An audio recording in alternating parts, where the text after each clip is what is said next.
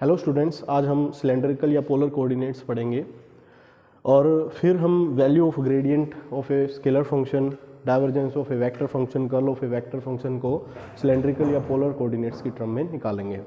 तो सबसे पहले हमें क्या करना होगा, what is mean by cylindrical coordinates. तो सिलेंड्रिकल कोऑर्डिनेट्स में क्या होता है, जैसे कार्टेशियन कोऑर्डिनेट होते हैं, कोई भी पॉइंट स्पेस में होता है, आप एक्स वाई और जेड की वैल्यू की चॉइस करके परपेंडिकुलर ड्रॉज करके डिफरेंट एक्सिस या प्लेन्स पे आप जो लेंथ्स हैं वो फाइंड कर लेते हो, d x d y d z या x y z along x axis y axis z axis. तो ऐसा ही हमें क्या करना होगा, हम किसी भी पॉइंट की या कॉन्फ़िगरेशन को दिखाने के लिए, पोजीशन को दिखाने के लिए एक different set of coordinates use कर सकते हैं, that is known as cylindrical coordinates. इसमें क्या होगा, जैसे let this is x axis, y axis और जेड एक्सिस। लेट ये x y z plane board का प्लेन है और ये एक्स एक्सिस है perpendicular outward towards you. P point है कोई स्पेस में, let this is the P point. अगर जनरल कार्टेशियन कोऑर्डिनेट में अगर आप इसकी पोजीशन दिखाते तो that will be x y और जेड, और पोजीशन वेक्टर को लिख देते आप ओ पी से, दैट इज आर वेक्टर से, और आर को रिप्रेजेंट करते x i y j z के, that is O P, position vector of the point P. अब सिलेंड्रिकल कोऑर्डिनेट्स में क्या करेंगे, हम सीधा इस जेड एक्सिस से क्या करना है, एक परपेंडिकुलर ड्रॉ कर लेना, that will be the length या radius of the circle. Circle का एक पॉइंट हम यहाँ पे कंसीडर करेंगे, यहाँ से क्या हो जाएगा, this will be the perpendicular distance from z axis to that point P point पे। आप यहाँ से इसका प्रोजेक्शन भी ले सकते हो वाई एक्स वाई प्लेन के अंदर। क्या करना है, बस आपको यहाँ से एक परपेंडिकुलर ड्रॉ कर लेना है जो कि कहाँ पे जाएगा, आपका एक्स वाई प्लेन के अंदर जाएगा। तो projection of O P that is let के से लिख लो या एल से लिख लो, ओ एल, ये आपने प्रोजेक्शन ड्रॉ कर दिया। ये जो लेंथ है परपेंडिकुलर, ये भी यही लेंथ होगी, और ये अगर यहाँ से यहाँ तक की लेंथ आपकी जेड है तो ये परपेंडिकुलर जो डिस्टेंस है प्रोजेक्शन में यूज होगी, ये भी कितनी होगी, आपकी जेड ही होगी यहाँ पे, ठीक है। तो projection of O P in x y plane that is O L, ठीक है, that is represented by rho. आप इसको किससे डिफाइन करोगे, रो से डिफाइन करेंगे। Making an angle theta with the x axis, दूसरा या फाई आप यहाँ पे एक एंगल चूज करोगे, दूसरा कोऑर्डिनेट होगा ये कर्वीलिनियर में फाई से, making an angle with x axis. तो यहाँ से क्या कर सकते हो आप, यहाँ से इस पे परपेंडिकुलर ड्रॉ कर सकते हो, ऐसे ही फाई पे प्लेन पे ड्रॉ कर सकते हो। अगर आप देखना चाहो एक्स की वैल्यू, वो क्या बन जाएगा रिलेशन, इसका क्या है, ये थीटा के साथ वाला जो कंपोनेंट होता है वो कोसाइन होगा, यहाँ पे रो कोस फाई बन जाएगा। एक्स की वैल्यू क्या आ जाएगी, रो कोस ऑफ फाई। ऐसे ही अगर वाई निकालना चाहो तो वाई ये परपेंडिकुलर कंपोनेंट होगा, ये रो साइन फाई से लिखा जाएगा, रो साइन फाई से लिखा जाएगा। और दूसरी, इस पॉइंट की जो पोजीशन है इस प्लेन से, ये कितनी रहेगी, जेड। जो थर्ड एक्सिस है वो आप के कैप जो आप लेते थे वही लिया जाएगा, और यहाँ पे जो डिस्टेंस होंगी वो जेड की वैल्यू लेंगे। तो थर्ड होगा वो z is equal to z से रिप्रेजेंट किया जाएगा। तो यहाँ पे जो रो फाई और जेड है, these are the set of coordinates known as cylindrical coordinates. इन्हीं कोऑर्डिनेट सिस्टम को आप सिलेंड्रिकल कोऑर्डिनेट्स पढ़ोगे। इसमें अगर रेंज देखें, अगर आपको स्पेस में एवरी पॉइंट को कवर करना है तो आपको क्या लेना पड़ेगा, जो ये रो है वैल्यू, ये सर्कल की रेडियस बोल सकते हो आप, यानी एक सिलेंडर बन गया of height z and radius rho. तो रो की वैल्यू एवरी पॉइंट को स्पेस में कवर करने के लिए हमें 0 टू इनफाइनाइट लेनी पड़ेगी, और जेड को लेना पड़ेगा माइनस इनफाइनाइट से प्लस इनफाइनाइट, पूरा स्पेस कवर अगर आपको कर। तो ये क्या होंगे, रो फाई और जेड, ये आपके सिलेंड्रिकल कोऑर्डिनेट्स बोले जाएंगे, सिलेंड्रिकल कोऑर्डिनेट्स। हमने पहले भी पढ़ा था कर्वीलिनियर कोऑर्डिनेट्स में कि जो सेट ऑफ कोऑर्डिनेट हम चूज करेंगे वो कोऑर्डिनेट आपका एक्स वाई जेड पे डिपेंड करेगा। जैसे आप देखोगे एक्स है वो रो फाई और जेड का फंक्शन मिलेगा, वाई भी रो फाई जेड का फंक्शन होगा, जेड भी रो फाई जेड का फंक्शन होगा। अगर हम दोबारा से ऐसे भी देख सकते हैं कि रो एक्स वाई जेड का फंक्शन होगा। अगर आप यहाँ से इक्वेशन 1, ये इक्वेशन 2 है, 2/1 करोगे तो साइन बाय कोस ये हो जाएगा टेंजेंट फाई, रो से रो कैंसिल हो जाएगा, टेंजेंट ऑफ फाई निकल जाएगा आपका वाई बाय एक्स। अगर यहाँ से आप फाई निकालोगे तो वो हो जाएगा tangent inverse y by x. ऐसे ही अगर स्क्वायर सम करोगे इक्वेशन 1 और 2 का, स्क्वायर सम करेंगे तो ये rho square cos square phi होगा, plus rho square sine square phi होगा, rho square common, sine square plus cos square phi 1 होता है। तो यहाँ से rho square is equal to x square plus y square आ जाएगा। अगर रो की वैल्यू अगर आप देखोगे तो वो x square plus y square under the root, ये वैल्यू आ जाएगी। तो तो यहाँ पे आपको रो भी एक्स और जेड क्या है, जेड के इक्वल है। तो आपको दिख रहा होगा कि रो है वो एक्स वाई जेड का फंक्शन है, फाई भी एक्स वाई जेड का फंक्शन है और जेड भी एक्स वाई जेड का फंक्शन है। ठीक है, अगर आप क्या करोगे, z is constant, rho is constant और दैट फाई इज कॉन्स्टेंट, तो these are known as coordinate surfaces बन जाएंगे। These are the coordinate surfaces. और कोई भी दो कोऑर्डिनेट सरफेसेस जिस पॉइंट पे कट करेंगे या जो आप कर्व बनाएंगी वो कर्व आपका क्या हो जाएगा, जैसे रो और जेड कांस्टेंट जहाँ पे इंटरसेक्ट करेंगी वहाँ से जो कर्व बनेगा वो कर्व बनेगा आपका फाई कर्व। ठीक है, ऐसे ही रो कर्व बना सकते हो, ये प्रीवियस लेक्चर्स में आपने पढ़ रखा है। ठीक है, दूसरा ये जो रो है ये परपेंडिकुलर डिस्टेंस है फ्रॉम जेड एक्सिस, उसका प्रोजेक्शन आपने यहाँ पे एक्स वाई प्लेन में दिखा रखा है। ये वैल्यू भी यहाँ से यहाँ तक अगर देखोगे आपकी रो ही है ये। ठीक है, तो अगर इसकी रेंज की बात करें सिलेंड्रिकल कोऑर्डिनेट्स, क्योंकि पूरे स्पेस को आपने कवर करना है, तो रेंज ऑफ स्फेरिकल ये सिलेंड्रिकल कोऑर्डिनेट्स अगर आपको देखना है तो रेडियस आपको किसी भी पॉइंट को कवर करना है तो रेडियस की वैल्यू लेनी पड़ेगी आपको 0 to इनफाइनाइट, 0 to इनफाइनाइट रो की वैल्यू। तो रो की रेंज रहेगी 0 to इनफाइनाइट। अगर बात करें range of angle phi, phi अगर आपको स्पेस में एक पूरा सर्कल ड्रॉ करना है तो उसके लिए जो फाई की वैल्यू होगी वो 0 to 2 पाई रेंज रहेगी। तो 0 से 2 पाई अगर लोगे तो स्पेस में सर्कुलर पॉइंट्स हर एक पॉइंट को आप कलेक्ट कर सकते हो। तो रो की जो रेंज रहेगी फाई रेंजेस फ्रॉम 0 to 2 पाई लेना पड़ेगा आपको। और जेड है जो जेड प्लस इन्फिनिटी से लेकर माइनस इन्फिनिटी तक, तो आप स्पेस में एवरी पॉइंट को कवर कर सकते हो यूजिंग सिलेंड्रिकल कोऑर्डिनेट्स। तो यहाँ पे जो जेड की रेंज रहेगी वो रहेगी minus infinity to plus infinity. ठीक है, अब हम फाइंड करेंगे grad phi divergence of F vector function या curl of F in terms of this cylindrical coordinates.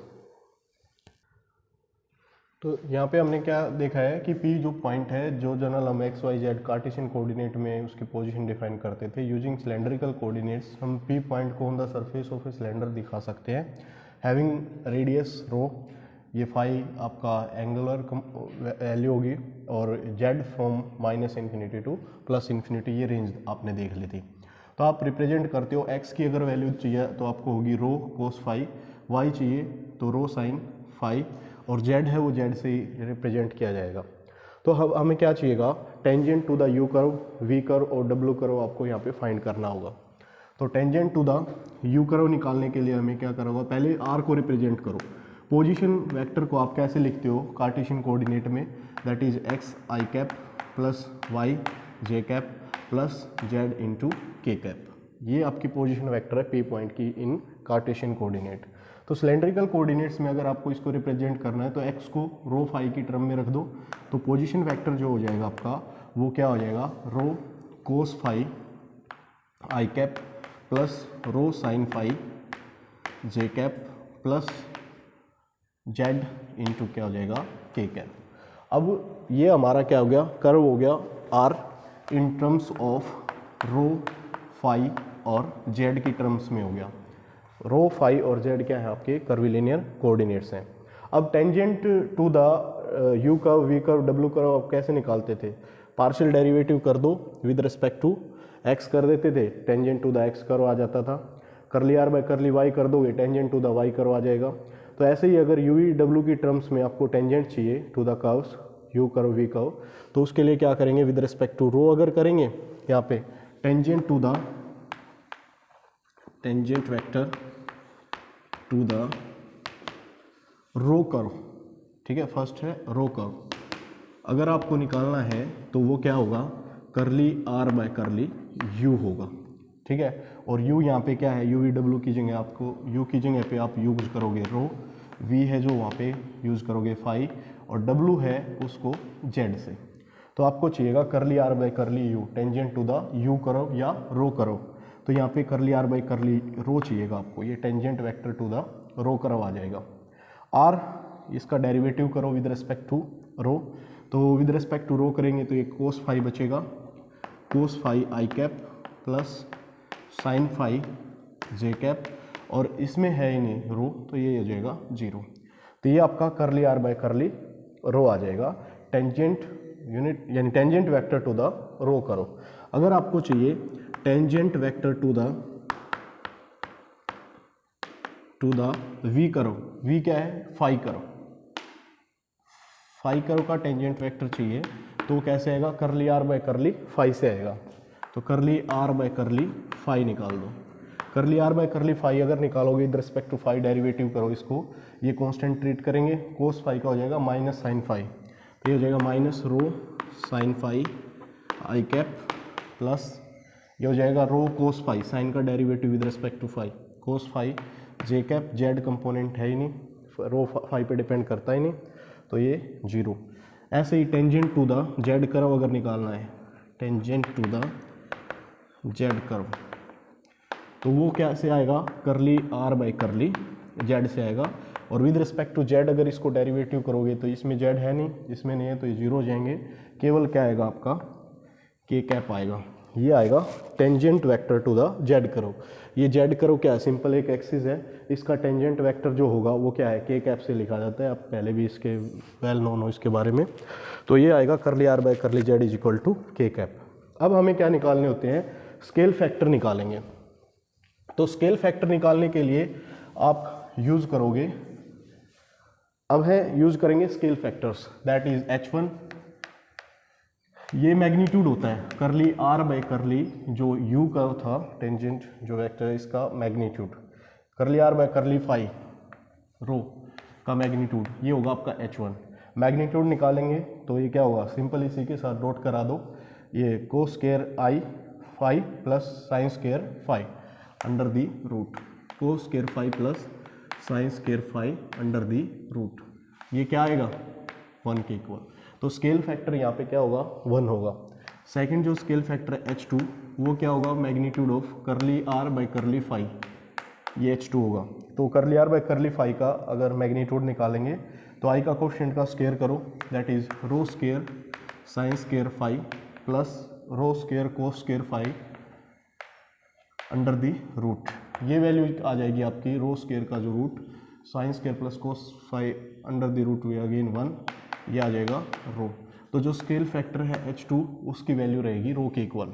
अगर H3 आपको फाइंड करना है तो H3 सिंपल इसका मैग्नीट्यूड होगा करली आर बाय करली जेड का मैग्नीट्यूड, तो यहाँ पे ये भी कितना आएगा 1 आएगा। तो आप यहाँ से स्केल फैक्टर्स की वैल्यू को देख सकते हैं। H1 आपका 1 लेना है, जहाँ भी H1 है ना फॉर्मूले में वहाँ पे 1 कर देना, जहाँ पे भी H2 है वहाँ पे क्या लेना आपने रो, और जहाँ भी H3 है वहाँ पे क्या हो जाएगी वैल्यू 1। ये थे tangent vector to the U curve, V curve और W कर्व। U यहाँ पे रो कर्व है, V फाई कर्व है और W क्या है Z कर्व है।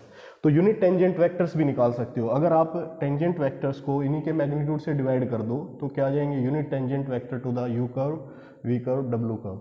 तो यहाँ पे यूनिट टेंजेंट वेक्टर आप T U कैप से लिखते थे, आप उसको T क्या लिख सकते हो, फर्स्ट जो है U की जगह पे यहाँ पे रो है तो T रो कैप लिख सकते हो आप, tangent unit vector to the rho curve. ये कैसे आएगा, जो करली आर बाय करली रो है, ये वेक्टर है जो, इसको डिवाइड कर दो इसी के मैग्नीट्यूड से यानी H1 से, तो ये सिंपल ये खुद ही आ जाएगा। तो tangent vector to the rho curve आपको चाहिए तो वो क्या आएगा, cos phi i cap plus sine phi j cap.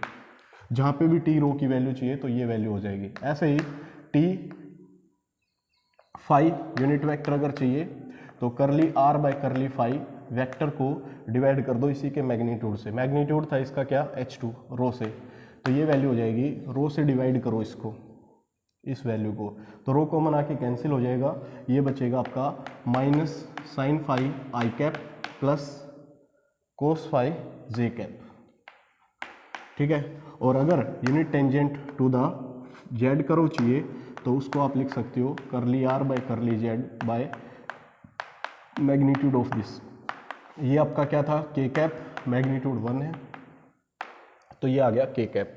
तो ये वेक्टर्स आ गए unit tangent vectors to the rho curve, phi curve और जेड कर्व।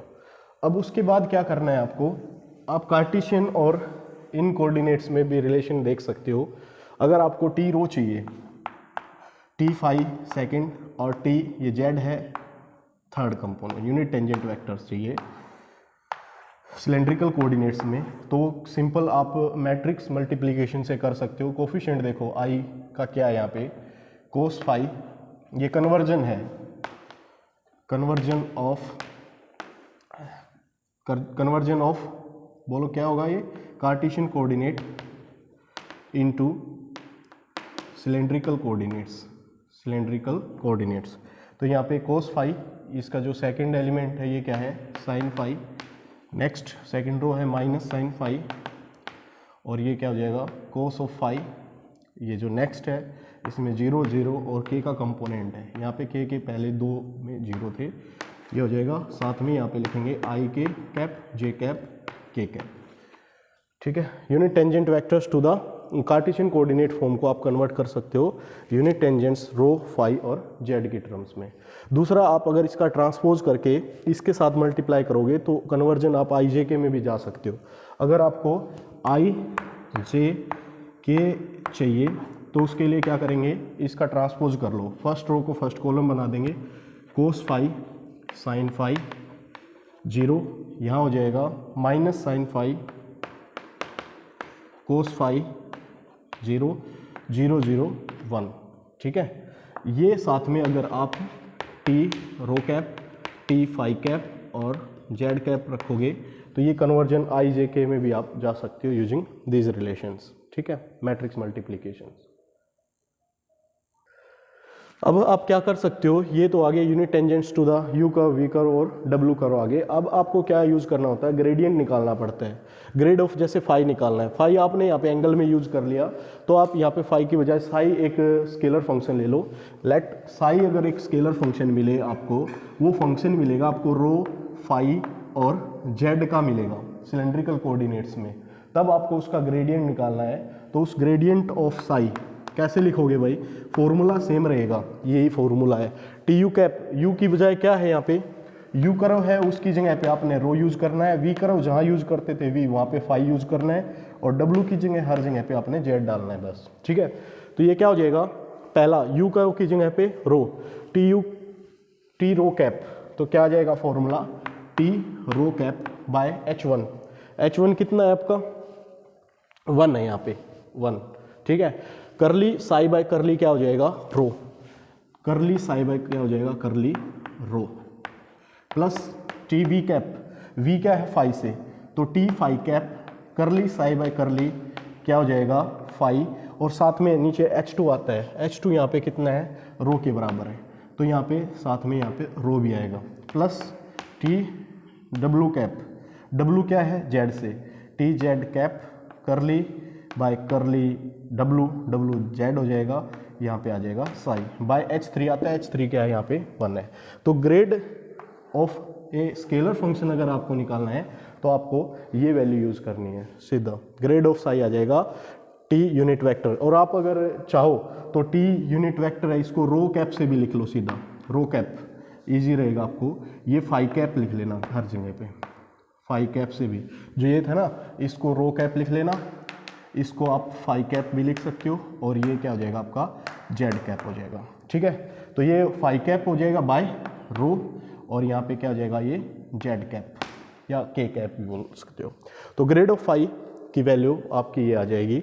अगर आपको चाहिए divergence of a scalar function vector function F, तो डाइवर्जेंस ऑफ एफ की वैल्यू क्या निकलेगी, सिलेंड्रिकल कोऑर्डिनेट्स में आप ये अप्लाई करना, 1 बाय H1 H2 H3 की मल्टीप्लाई, इनकी मल्टीप्लाई बनेगी रो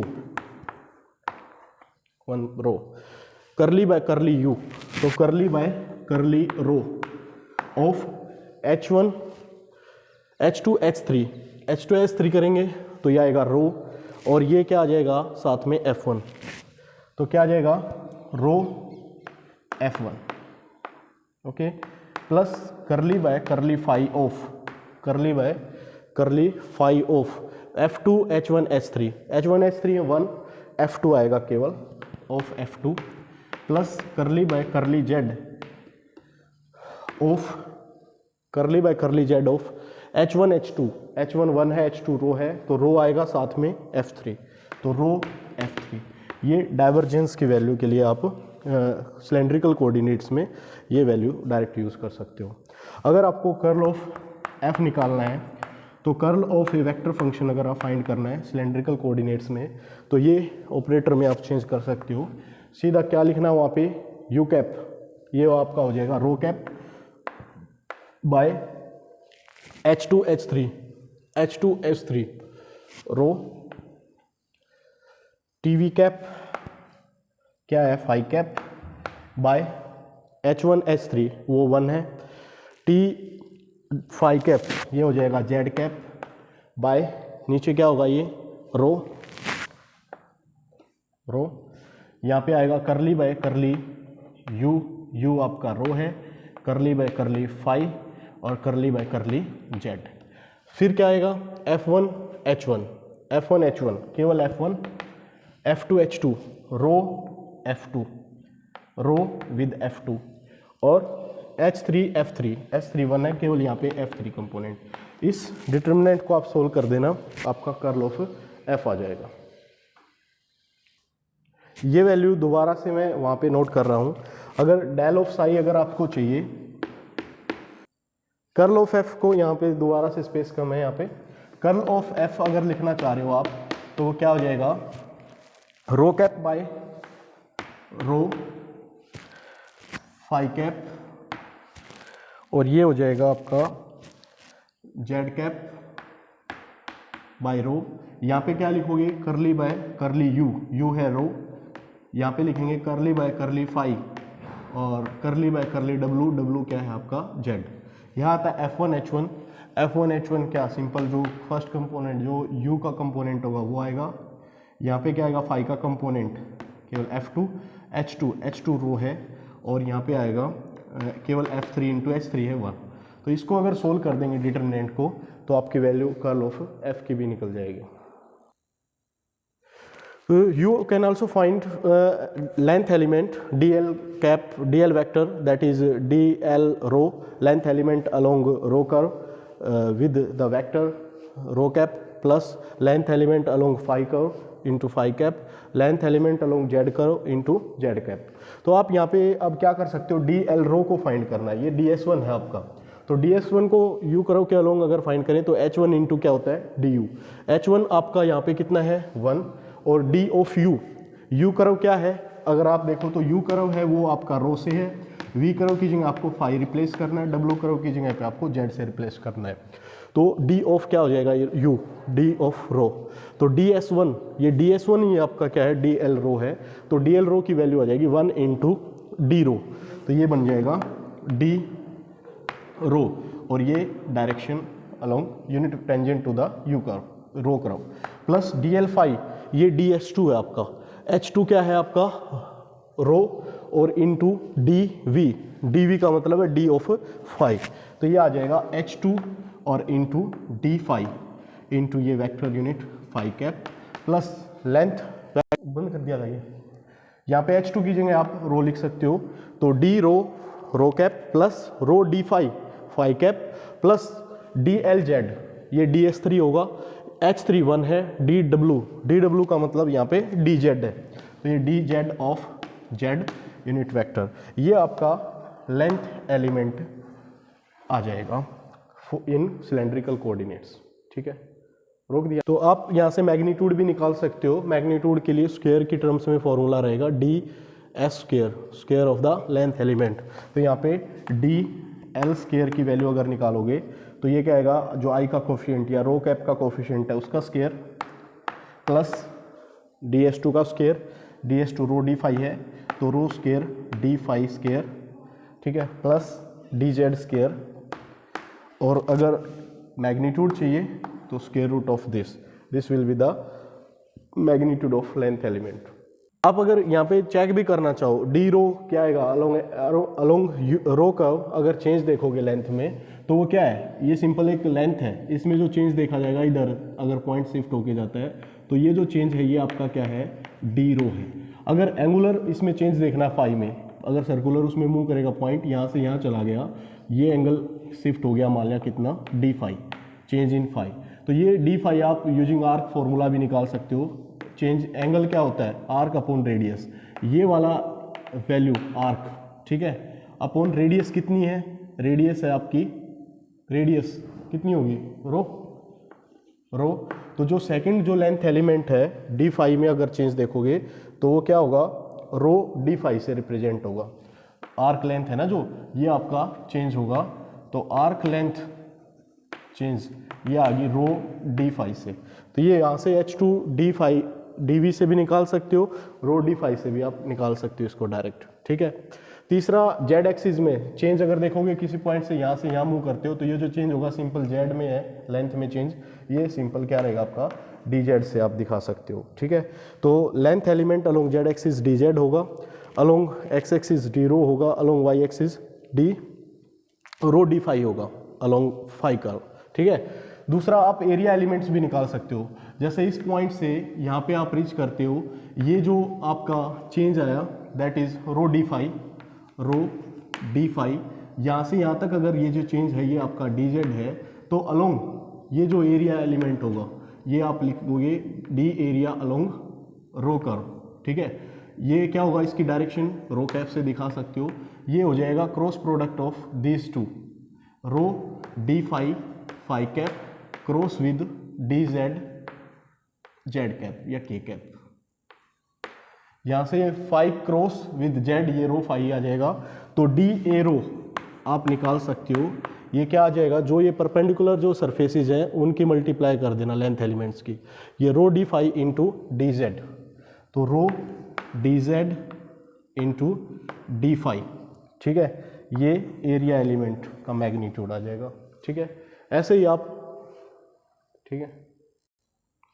तो हमें क्या निकल गया था, area vector along rho curve या area vector magnitude that is rho dz d5। ऐसे ही आप da5 निकाल सकते हो अलोंग फाई। तो जो ये लेंथ एलिमेंट्स हैं दूसरे, इनकी मल्टीप्लाई कर दो, d रो dz, ठीक है।